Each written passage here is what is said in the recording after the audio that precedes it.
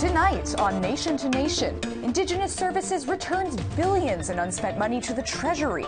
But why? All of that money is accounted for. It's all dedicated to a particular purpose, and I have every confidence we're going to spend every dollar. Is Canada pulling the trigger on its new gun law? Gun violence that we see is a symptom, and that symptom is based on the colonial policies, the genocidal policies that are still impacting Indigenous people's lives.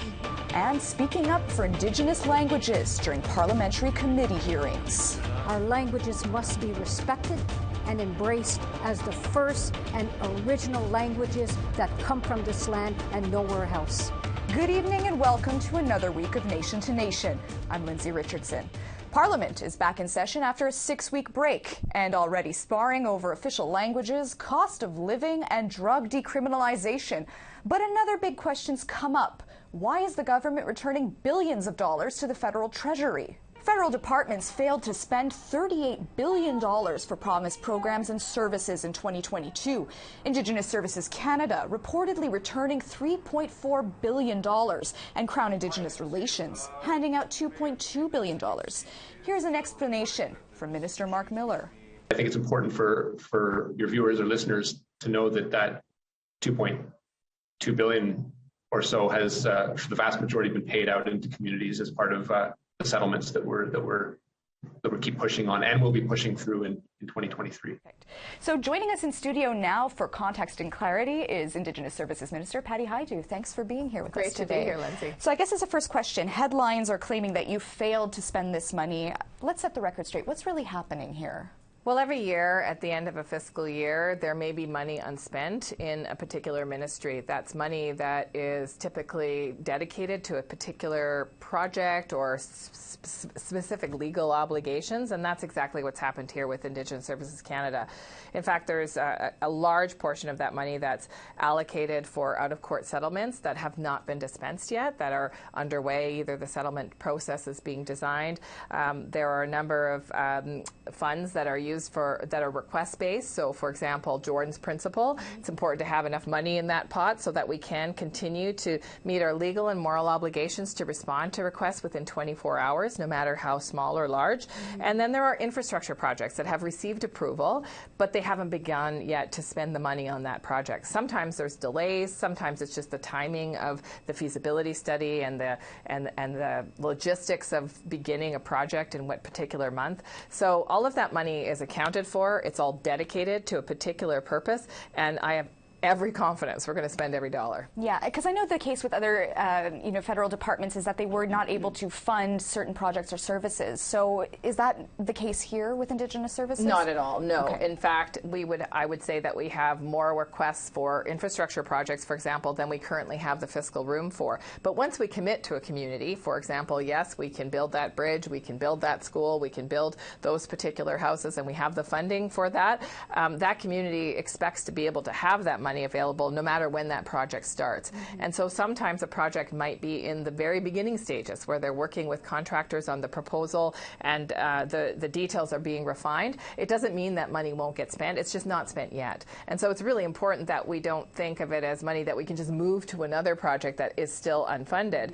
My job as minister is to make sure that I continue to push the government to have adequate funding to meet our 2030 goal of closing that infrastructure gap. But we certainly have to also honor the commitments we've made to communities on projects that have been approved, even if that construction hasn't begun. Now that the record's straight there, obviously Parliament's resuming this week, there's a number of issues that are coming up. One that came up in question period yesterday was fire safety, especially in light of the death of a 10-year-old child in Northern Ontario. What would you like to say to speak to that issue? Well, first of all, an Indigenous child is 8 times more likely to die in a house fire than a non-Indigenous child in this country, and that is unacceptable. It should be appalling to every Canadian that we don't have a robust fire protection and prevention program across the country. Now, having said that, those programs and protections have to be designed and led by Indigenous people.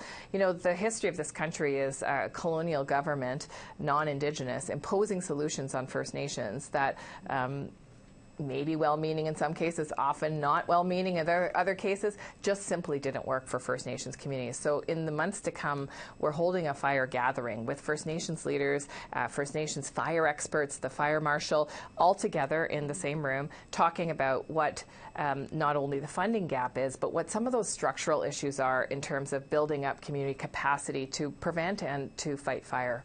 From what I understand, one of the challenges is finding a quote-unquote willing partner to move forward to sort of draft these plans and crisis management. What, in the eyes of the federal government, is a willing partner? I'm not sure I wouldn't characterize it as a willing partner. I think everybody is willing to do better on fire. Right? Nobody, no chief, no council, no parent, no family member, no community wants to see children or elders or anybody die in a house fire or to lose the infrastructure that's so precious. Mm-hmm. But what I would say is that the solutions are varied and different people have different ideas about what the best solution is to protect and to prevent fire in remote communities, for example, in communities that are not accessible by road, for example, in communities where there may not be trained firefighters or a volunteer firefighter team. I will say that money is part of the challenge, and many First Nations rightfully say that they need more adequate funding for a robust fire prevention and protection system. What I'm looking forward to speaking with First Nations leaders about is what is that suite and blend of services. It might be legislation, but with legislation without the tools we know is not necessarily effective. Look at the water legislation that First Nations worked so hard to have repealed, and that is now under a co-development process. So what I think is the right path forward is really listening to First Nations leaders about what the effective solutions are that they've identified. And I don't think there'll be a one-size-fits-all, but I think there's some common standards that we can arrive at. Now, another topic du jour that I'd like to get your take on, obviously comments from the BC Health Authority about the toxic drug or opioid crisis and the fact that Indigenous women particularly are more likely to experience death as a result of this crisis. What's your reaction to that? What's your take on the situation as a whole? Well, listen, the opioid overdose crisis has been with Canada and only getting worse for decades. In fact, that's the work I did prior to politics, is worked on drug policy, worked with people who use substances.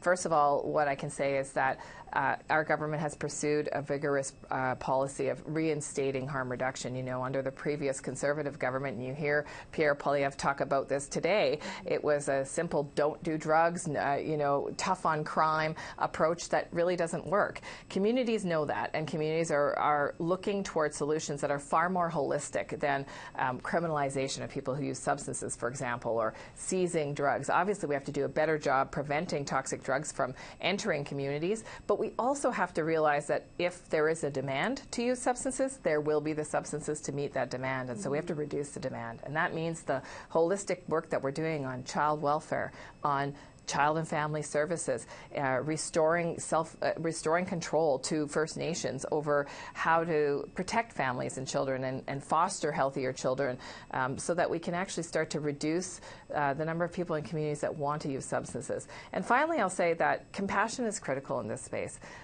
Often people who use substances are stigmatized, and coming forward, whether you live in a small community or even a large community, can be tremendously traumatic to put your hand up and say, I'm really struggling. I don't know how to end this compulsive behavior that's actually hurting me and my family. So the more that we can open spaces to have honest conversations that includes solutions that might be, for example, a return to tradition and culture, healing programs that are built from the ground up by community, I think the better will be. Absolutely. We touched on a handful of issues here. There's no doubt several others to keep an eye on as Parliament continues sitting. But for the meantime, thank you very much for getting us all caught up on what's really happening. Thank you very much, Lindsay. Wonderful. Time for a quick break, but when we come back, Inuit communities triggered by a proposed gun control law. Stay tuned.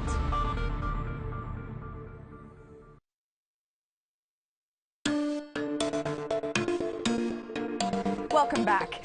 Canada's proposed gun law, C-21, is still being debated in the House of Commons. It's been the subject of several meetings of the Public Safety and National Security Committee. And last fall, during one hearing, First Nations leaders expressed concerns about how the law could impact constitutional or treaty rights to hunt. The bill first proposed banning only handguns, but a new amendment has added long guns or rifles and shotguns to the list, raising safety and quality of life concerns from politicians well aware of the specific concerns in Northern Canada.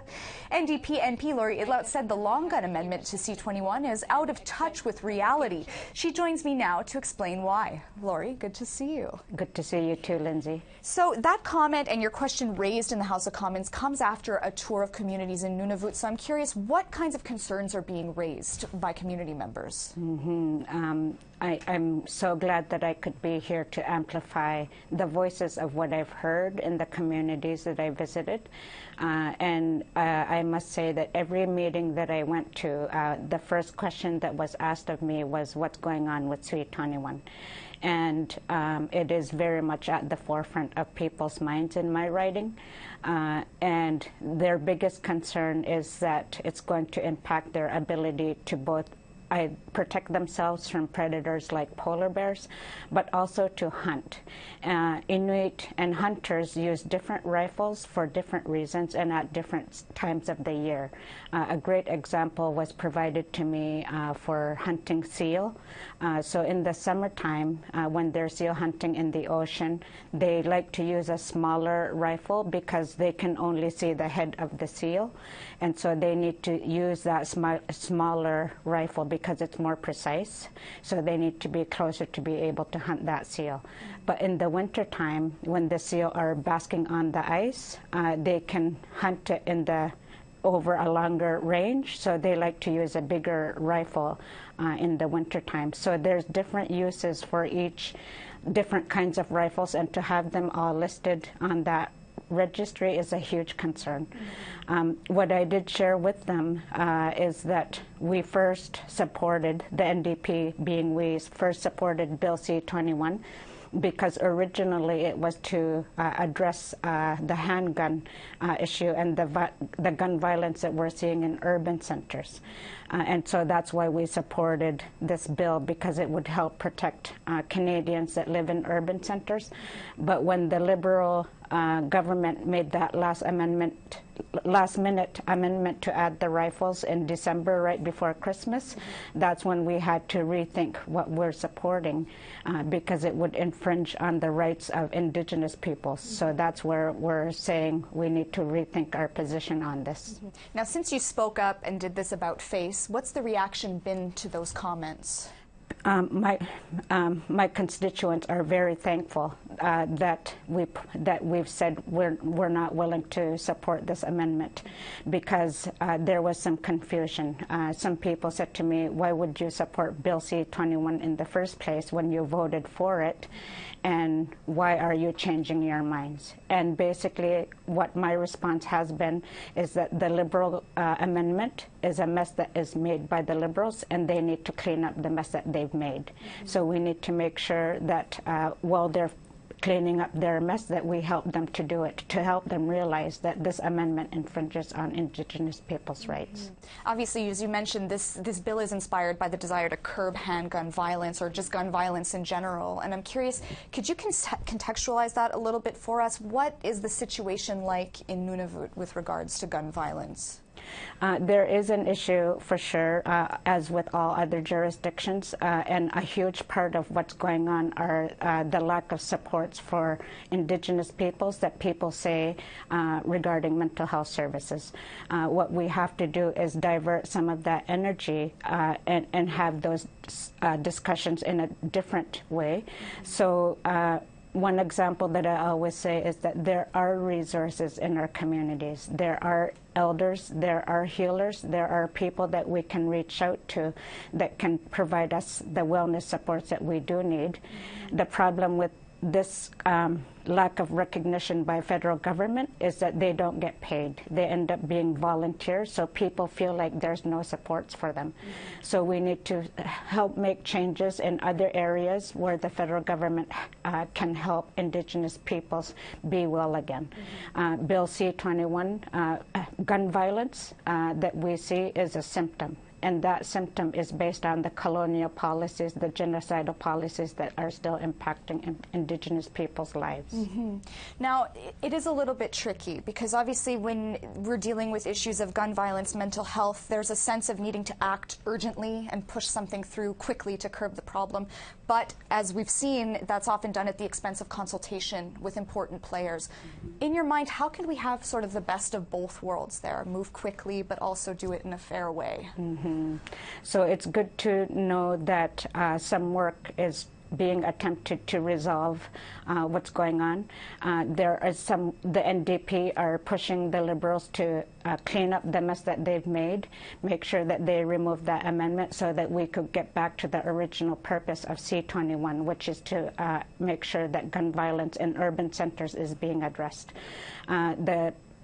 We've also heard that there might be further consultations. I haven't heard any confirmations as of yet, but what we're pushing for is ensuring that Indigenous people's rights are being protected. Definitely worth keeping the pressure on to make sure that happens. Laurie, that's all the questions I had. Nakumik, for your time and for your insight. Wonderful. When we come back, we're speaking about Indigenous language revitalization. Stay with us.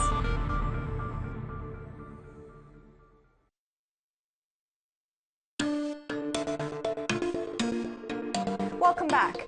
On Indigenous Peoples Day in 2019, the federal government passed the Indigenous Languages Act, also known as Bill C-91. And that was the easy part. Its purpose is to guarantee to support the protection and revitalization of Indigenous languages. But the legislation doesn't spell out how that's supposed to happen. So to put some meat on the bones of what is Bill C-91, the House's Indigenous Affairs Committee has been studying language this week. One of the witnesses was Algonquin elder Claudette Commanda.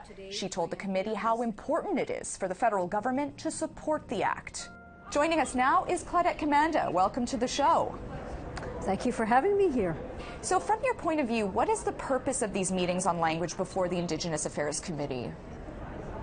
Well, my understanding of the purpose of meeting, it's a review of the Indigenous Languages Act. The committee wants to hear from the language organizations, the grassroots communities, on the implementation of the act. We know that the act received royal assent back in June of 2019. And it's new, and there's implementation.